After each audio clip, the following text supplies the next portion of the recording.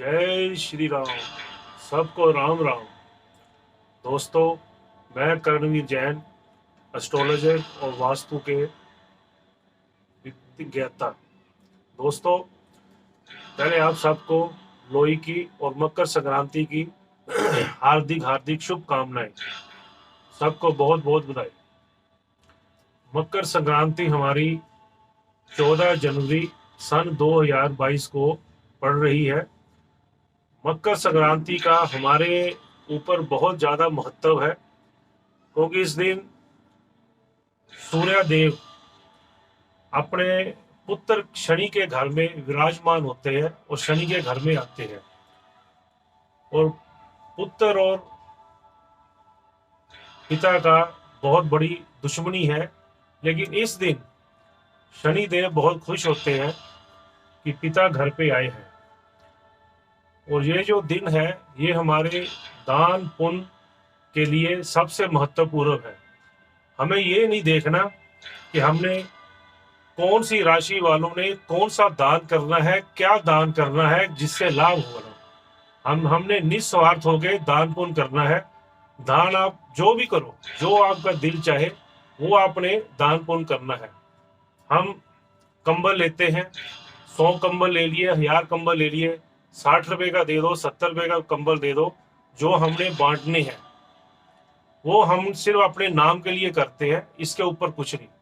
आप एक कंबल लीजिए, 2 कंबल लीजिए, 4 कंबल लीजिए, वो कंबल लीजिए जो आप घर पे आप घर पे उसको लेते हो। वो लेकर आप रात को 14 तारीख की रात को बाहर निकलिए घर से 12 बजे, और देखिए कि सड़क पे, किसी सरकारी अस्पताल के बाहर, किसी पुल के नीचे, किसी सराय पे जो आदमी बिना कंबल के बिल्कुल कुकड़ कुकड़ के सोया हुआ हो, आप वहां जाके उसके ऊपर वो कंबल ओढ़ दीजिए। उसको ना जगाना है आपने, ना उसको बुलाना है, ना उसको कुछ भी करना है। उसके ऊपर ओढ़ दीजिए, और ओढ़ने के बाद आप आगे चले जाइए। जब उसको गर्मैश लगेगी, गर्मैश आएगी, तो वो आपको भगवान का रूप मानेगा कि भगवान ने मेरे लिए किसको भेज दिया जो मैं इतनी सर्दी में गर्मैश आ गई। वो एक कंबल आपको 1 लाख दान के बराबर है।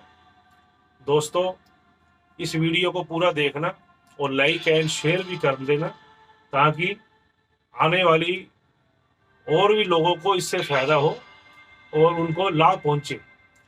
मकर संक्रांति हमारे लिए, हम दान पुण्य तो करते हैं, गंगा स्नान इसके लिए सबसे बेहतर है।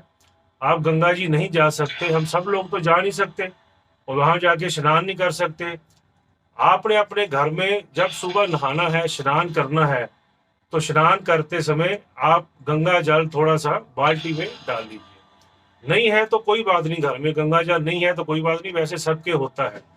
आप बाल्टी में डाल लीजिए, पानी में डाल के बाद आप आंखें बंद करके बैठ जाइए 2 मिनट, और आपने भाव यात्रा करनी है। भाव यात्रा कि मैं स्टेशन पे गया, मैंने गाड़ी की टिकट ली, तो गाड़ी की टिकट लेके मैं गंगा जी हरिद्वार पहुंचा, वहां गंगा जी में आया, गंगा जी में आके मैंने वहां पे डुबकी लगाई, वहां पे स्नान किया।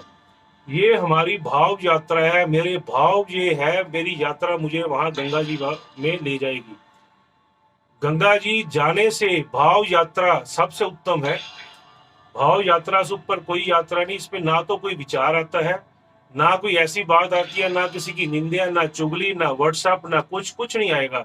सिर्फ आपके भाव आपको हरिद्वार जाके गंगा स्नान जो है वो कराएंगे। फिर पानी वो लीजिए, ऊपर जय गंगा मैया की करके स्नान कर लीजिए। आपको गंगा जाने से ज्यादा महत्व इसका भाव यात्रा में होगा।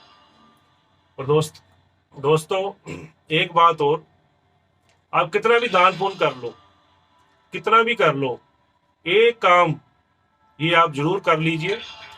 वो करने के बाद आप मुझे बता देना कि आपको फायदा हुआ कि नहीं हुआ। सूर्य सूर्य जो ग्रहों के राजा है, वो सबके बाप है ग्रहों के। अगर आपने सूर्य को ठीक कर लिया तो आपने सब ग्रह को ठीक कर लिया। ये जो दिन है, ये बहुत महत्वपूर्ण है सूर्य को ठीक करने का, क्योंकि शनि के घर पुत्र के घर जब पिता आते हैं तो पुत्र खुश होता है, शनिदेव खुश होते हैं। आपने करना क्या है, आपके पिता से कितना भी लड़ाई हो, झगड़ा हो, क्लेश हो, सिर्फ इस दिन आपने थोड़ा झुककर पिता को आपने कुर्सी पे विराजमान करना है। कुर्सी पर बिठा के कुछ थोड़ा जल लेना है, जल लेके उनके पैरों को धोना है जल से, और उस जल को और उनका आशीर्वाद लेना है कि पिता पुत्र के घर में आए। आपने अपने पिता की इज्जत की तो आपने सूर्य देव को उच्च कर दिया। शनि देव भी खुश होंगे और सूर्य देव भी खुश होंगे। आपने उस जल से अपने पिता के पैरों को धोकर चरण स्पर्श कर कर कुछ जल आपने चुल्ली में लेके आपने पी लेना है, और उस जल में से आपने स्नान कर लेना। मात्र इतना करने से, लेकिन थोड़ा सा आपको झुकना पड़ेगा, थोड़ा सा आपको सब्र करना पड़ेगा। मात्र इतना करने से आप सूर्य देव इतने खुश होंगे कि आपको मैं बता नहीं सकता। आप सिर्फ मात्र ये करिए और सुबह उठ के अपने पिता के पैरों को हाथ लगा के चरण स्पर्श करके उनका आशीर्वाद लीजिए।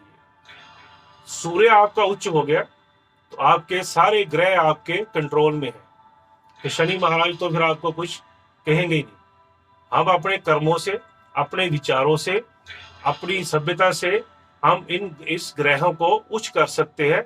ना कि दान पुण्य तो करना ही है, दान पुण्य के अलावा हम दान करते हैं, उसका महत्व है किसी ना किसी को तो फायदा होता है। लेकिन आप ये कर्म कीजिए, ये काम कीजिए, तो देखना आपकी जिंदगी में कितनी खुशहाली आएगी। आपकी मान प्रतीक्षा, जहां भी जाओगे आपका जो हाथ है वो ऊपर रहेगा, क्योंकि सूर्य जिसके साथ है सारे ग्रह उसके साथ है। दोस्तों, आप इस मकर संक्रांति में एक आपने काम और करना है, एक ब्लैक एंड व्हाइट कंबल वो लेकर जरूर किसी साधु संत को आपने देना है। हाँ, कई लोग कहेंगे जी मेरे पिता नहीं है, फादर नहीं है, तो कोई बात नहीं, आपने अपने पिता के समान किसी बुजुर्ग आदमी को, जो आपके पिता के समान हो, उनके चरण स्पर्श करके उनका आशीर्वाद लेना है। उनका आशीर्वाद लेके अगर आपको कोई ऐसा मिलता है जो मोहताज हो, जिसको जरूरत हो, उसको आपने कोई दवाई की सेवा या वृद्ध आश्रम में जाकर आपने बुजुर्गों के पैर स्पर्श करके उनका आशीर्वाद लेना है। सबसे बड़ा उपाय समझ लो, सेवा समझ लो। ये काम आपने कर लिया तो जिंदगी में आपके कभी भी कोई तकलीफ नहीं आएगी।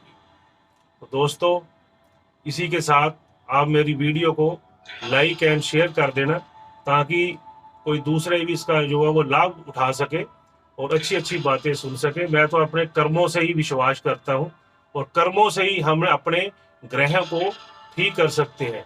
हम हर ग्रह को अपने कर्म से, अपनी नेचर से हम ठीक कर सकते हैं, क्योंकि हम नेचर पे खड़े हैं। ज्यादा विधि विधान पे हमने नहीं पढ़ना।